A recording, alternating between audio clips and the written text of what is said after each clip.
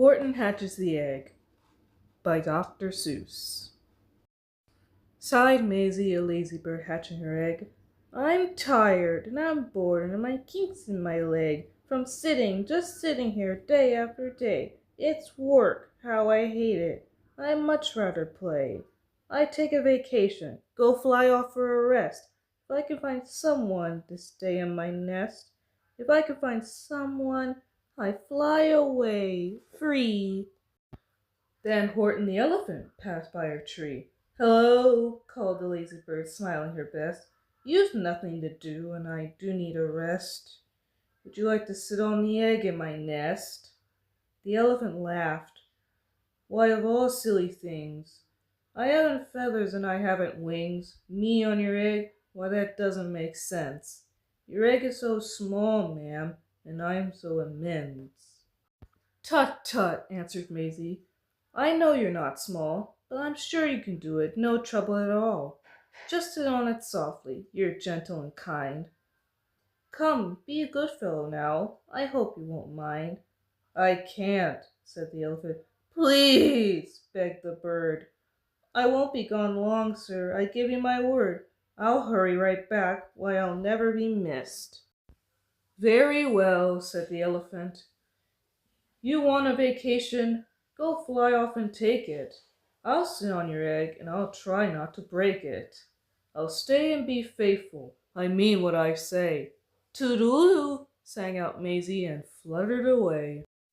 The first thing to do, murmured Horton. Let's see. The first thing to do is to pop up this tree and make it much stronger. That has to be done before I get on it. Why, I must weigh a ton.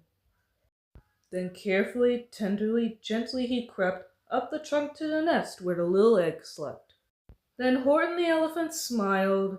Now that's that. And he sat, and he sat, and he sat, and he sat. And he sat all that day, and he kept the egg warm, and he sat all that night through a terrible storm. It poured, it lightened, it thundered, it rumbled.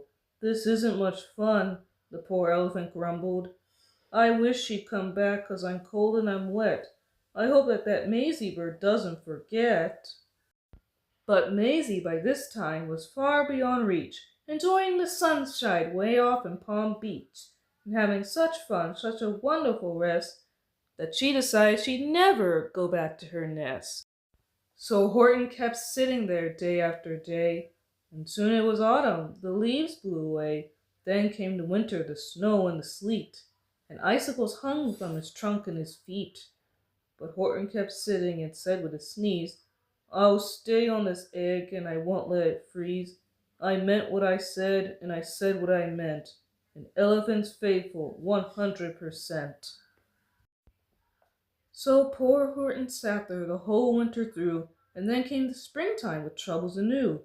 His friends gathered around and they shouted with glee, Hey, look! Horton the elephant's up in a tree. They taunted him, they teased him, they yelled, How absurd! Oh, Horton the elephant thinks he's a bird. They laughed, and they all ran away. And Horton was lonely, he wanted to play. But he sat on the egg and continued to say, I meant what I said, and I said what I meant. An elephant's faithful 100%. No matter what happens, this egg must be tended. But poor Horton's troubles were far, far from ended. For while Horton sat there so faithful, so kind, 3 hunters came sneaking up, softly behind. He heard the men's footsteps, he turned with a start. 3 rifles were aiming right straight at his heart. Did he run? He did not. Horton stayed on that nest.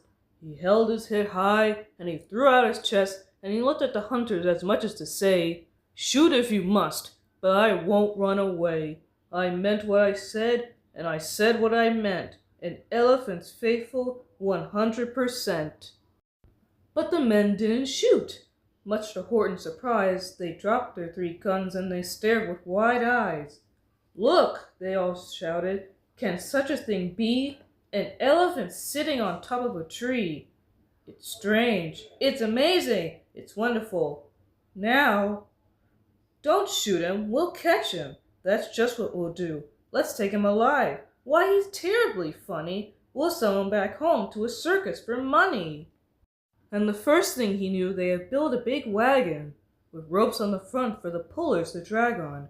They dug up his tree, and they put it inside, with Horton so unhappy that he practically cried. "We're off!" the men shouted, and off they all went, with Horton unhappy 100%. Up out of the jungle, up into the sky, up over the mountains 10,000 feet high, then down, down the mountains and down to the sea, went the cart with the elephant, egg, nest, and tree. Then out of the wagon and onto a ship, out over the ocean, and oh, what a trip! Rolling and tossing and splashed with the spray, and Horton said day after day after day, "I meant what I said, and I said what I meant, but oh, am I seasick 100%. After bobbing around for 2 weeks like a cork, they landed at last in the town of New York. "All ashore!" the men shouted, and down with a lurch went Horton the elephant, still on his perch, tied on to a board that can still scarcely hold him. Bump! Horton landed, and then the men sold him. Sold to a circus! Then week after week, they showed him to people at 10 cents a peek. They took him to Boston, to Kalamazoo, Chicago, Weehawken, and Washington too. Dayton, Ohio, St. Paul, Minnesota, to Wichita, Kansas, and Drake, North Dakota. And everywhere thousands of folks flocked to see and laughed at the elephant up in a tree. Poor Horton grew sadder the farther he went, but he said as he sat in that hot, noisy tent, "I meant what I said, and I said what I meant, an elephant's faithful 100%. Then, one day, the circus show happened, not so far from Palm Beach, and dawdling along way up high in the sky, who of all people should chance to fly by but that old good-for-nothing bird Runaway Maisie, still on vacation and still just as lazy. And spying the flags in the tents just below, she sang out, "What fun! Why, I'll go to the show!"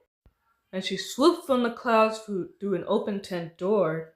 "Good gracious!" gasped Maisie. "I've seen you before." Poor Horton looked up, with his face white as chalk. He started to speak, but before he could talk, there rang out the noisiest, ear-splitting squeaks from the egg that he sat on for 51 weeks. A thumping, a bumping, a wild, alive scratching. "My egg!" shouted Horton. "My egg! Why, it's hatching!" "But it's mine!" screamed the bird when she heard the egg crack. The work was all done. Now she wanted it back. "It's my egg!" she sputtered. "You stole it from me! Get out of my nest and get out of my tree!" Poor Horton backed down with a sad, heavy heart. But at that very instant, the egg burst apart, and out of the pieces of red and white shell from the egg that he sat on so long and so well, Horton the elephant saw something whiz.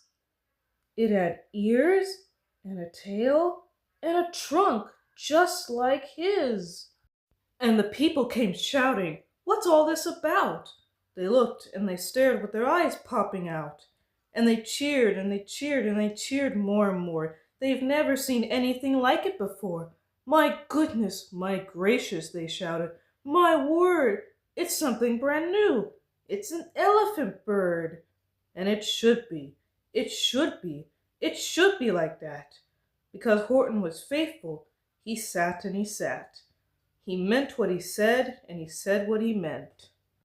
And they sent him home, happy 100%. The end.